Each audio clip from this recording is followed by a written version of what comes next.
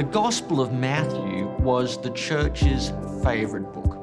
It was the most quoted, the most copied, the most read, and the most preached Christian book of the early centuries. The immense popularity of Matthew can be easily accounted for. First, Matthew was a great instruction manual on the person of Jesus and the nature of discipleship. Matthew presents Jesus as a new Moses, the long-awaited Davidic deliverer who embodies God's presence, who ushered in the kingdom of heaven, and whose death brings the forgiveness of sins.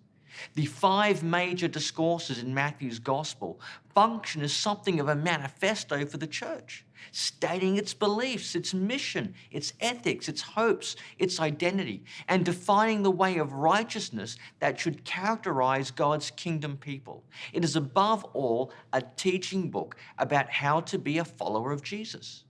Second, Matthew enabled the church to hold on to its Jewish heritage even while looking ahead to a Gentile future.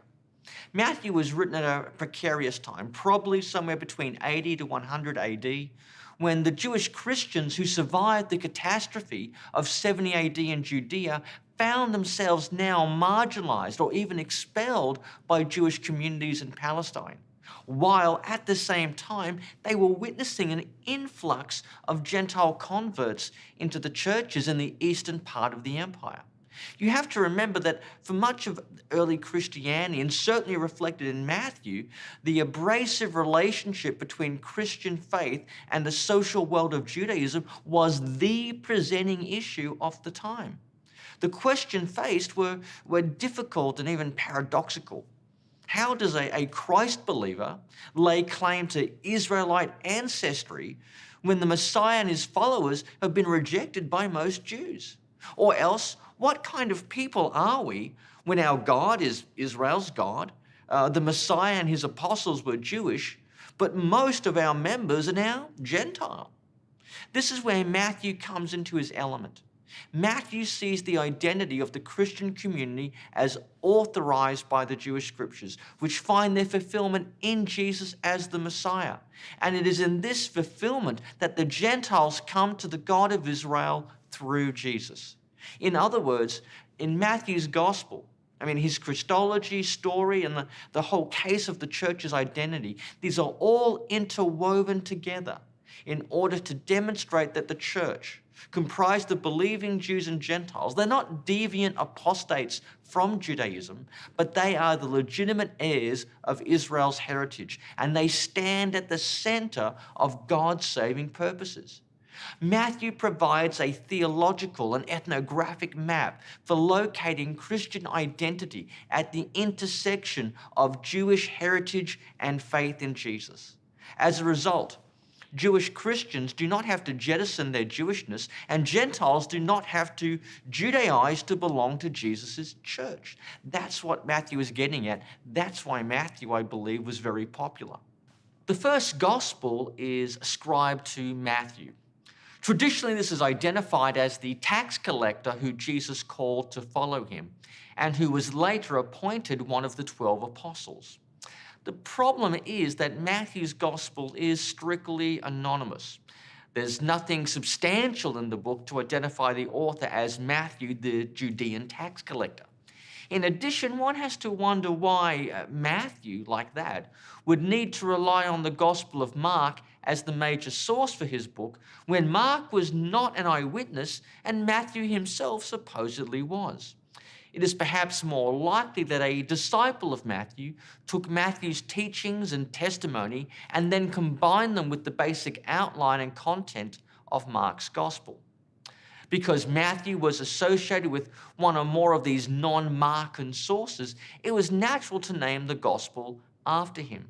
On external evidence for Matthew's gospel, one of the church fathers, Papias, he had a source that said this: Matthew set in order the sayings of the Lord in the Hebrew language, and each interpreted them as best they could. Papias is a very early witness to an ascription of Matthean authorship to the first gospel.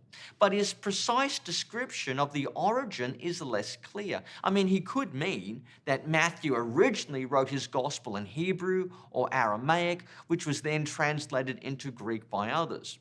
But that's unlikely since Matthew's gospel, despite its Jewish ambience, does not appear to be based on an underlying Aramaic text. I mean, it's clearly a Greek composition.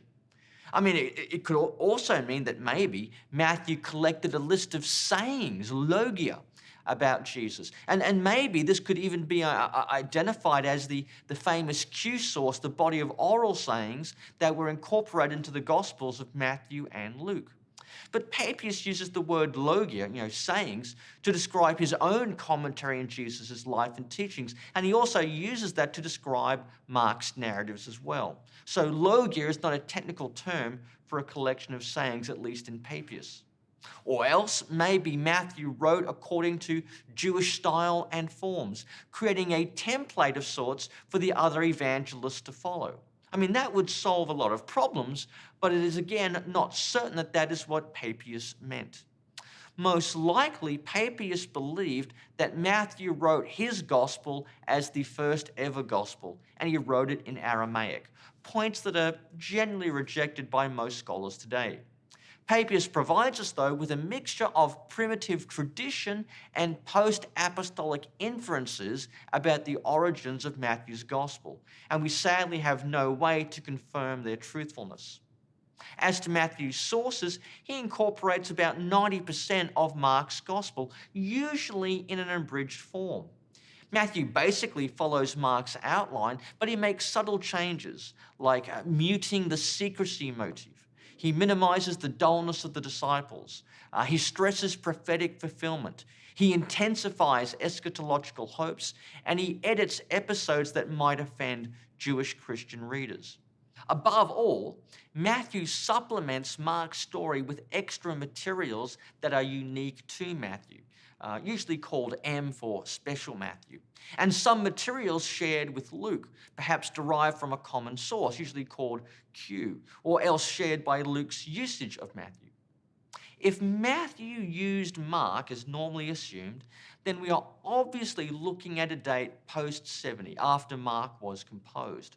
An upper limit for the composition of Matthew is about 117 AD, since Ignatius of Antioch cited Matthew's account of Jesus' baptism in one of his letters. And Matthew is also used by the Didache, it would seem, which has absorbed some distinctly Matthean features, and that was composed around 110 or 120 AD in Syria. So most likely, Matthew can be dated to around 80 to 100 AD. And Matthew contains a historical tradition about Jesus that was conducive to use in worship and instruction by churches almost anywhere, which is why Matthew became so incredibly popular. Yet this Matthean tradition is one that has been interpreted through the lens of particular sectarian debates between Jewish Christians and the heirs of the Pharisees in the post-70 AD social context. A plausible thesis is that Matthew was written in an urban center, somewhere in Syro-Palestine, a place where they spoke Greek, among a network of churches that included Jews and Gentiles, in proximity to a sizable Jewish community that was within the orbit of influence of Pharisaic rabbinic leaders, and where there was resentment at the Romans for the devastation of Palestine, and where that pain remained rather raw. So somewhere like Syrian Antioch in the 80s would be a good candidate. As for purpose, Matthew could have had various intentions for his gospel and be conscious of the many functions or utilities that his book could have for readers. Most likely, the Gospel of Matthew was intended as a manifesto for Jewish Christianity to retain the old, the religious heritage of Israel as presented in the Torah and the prophets, while also embracing the new, the revelation of Jesus as the true Son of David and the inclusion of Gentiles in the kingdom. Matthew, I think, is also an apology for Jewish Christianity as the fulfillment of Israel's religious heritage and the truest form of Judaism. In addition, I think Matthew is clearly a manual for discipleship, for a church living as a minority group in a hostile majority culture. All four Gospels are emphatically Jewish in tone and content, but Matthew's is the most obviously so.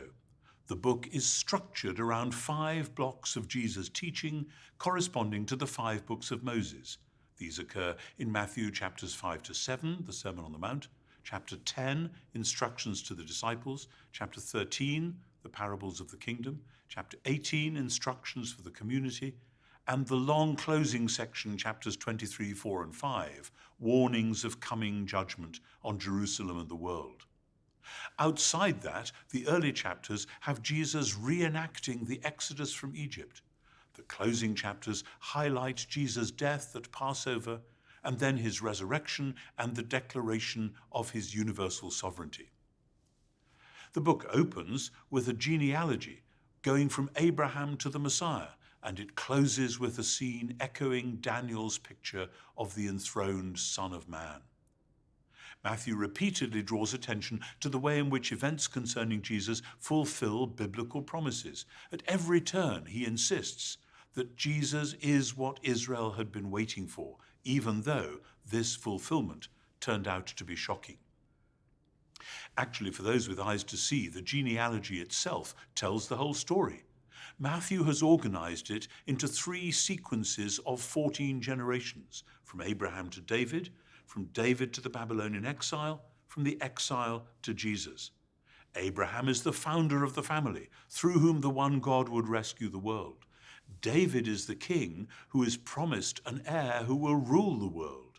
The Babylonian exile is the point at which, in line with the covenantal warnings in Deuteronomy, the world seems to have won and the promise seems to be lost forever. But God's faithfulness continues, and the Messiah is the one who will save his people from their sins. He inaugurates the 7th seven, the Jubilee of forgiveness. But the Messiah is not simply the long fulfillment of Israel's promise.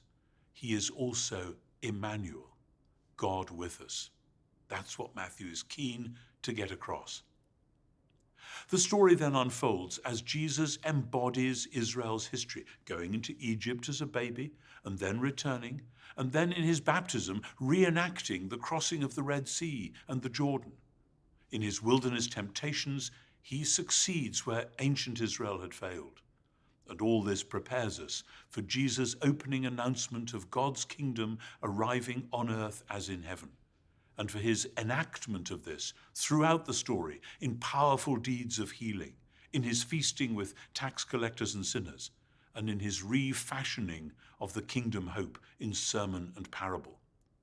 The 5 great blocks of teaching, as we saw, open with the Sermon on the Mount, chapters 5, 6, and 7, and continue with those instructions, with the parables of seeds and sowing, further instructions for his followers' communal life, before that last block mirrors the first in its length, chapters 23, 4, and 5, mirroring chapters 5, 6, and 7, looking ahead with warnings and promises to all the terrible things that were going to come upon Jerusalem and the temple, and the rescue and vindication of Jesus' followers.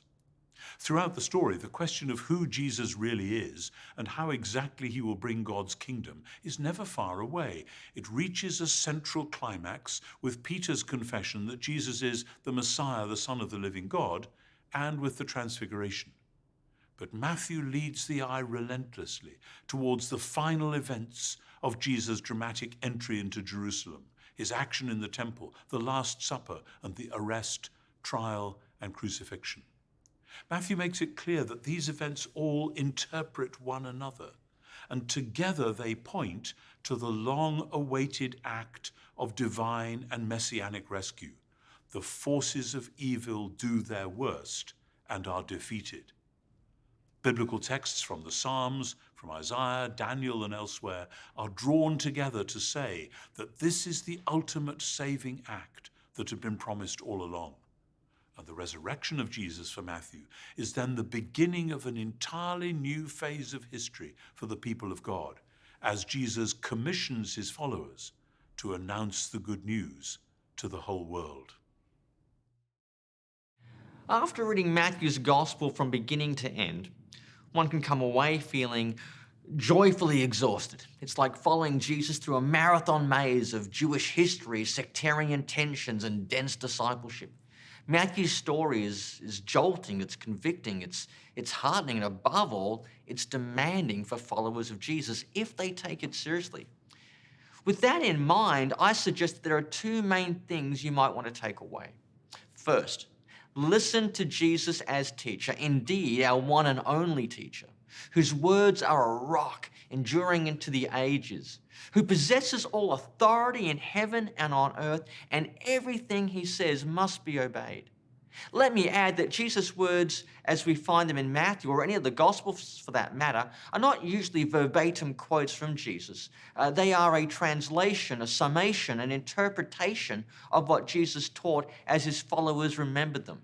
In addition, putting the words of Jesus in red ink, as some Bibles do, should not make us think that these words are more inspired or more authoritative than the rest of the Scriptures. Nonetheless, any serious follower of Jesus will be interested not simply in doctrines about Jesus, but in the actual teachings of Jesus. The truth is that following Jesus requires effort because Jesus, as A.E. Harvey observed, issued strenuous commands to his followers. Yes, Jesus relaxes some purity regulations for us Gentiles, but he intensifies the moral vision of the law. Forget adultery. Don't even look at a person lustfully. Forgive a brother or sister who sins against you, no matter how often they do it. Be perfect as your heavenly Father is perfect. Turn the other cheek rather than slap someone back. This is not take it or leave it advice. These are not guidelines or recommendations. These sayings are not lofty ideals to try for, but everybody knows you shouldn't get too flustered if you don't actually live up to them. No, this really is how kingdom people are meant to live. This is the righteousness that we are supposed to thirst after. This is the heavenly perfection we are meant to pursue. And this is what separates the sheep from the goats. One should memorize the words of Jesus just to see if one measures up to them. And if you don't, then cultivate a spirituality of increasing obedience that leads you to hold fast to the teachings of Jesus. Not out of legalistic pretentiousness, not out of a servile fear of God, but from a trust in the one whose yoke is easy and whose burden is light. Discipleship is learning to obey the teachings of Jesus. Second, it would be negligent, criminal almost, to talk about Matthew's gospel without mentioning the Great Commission.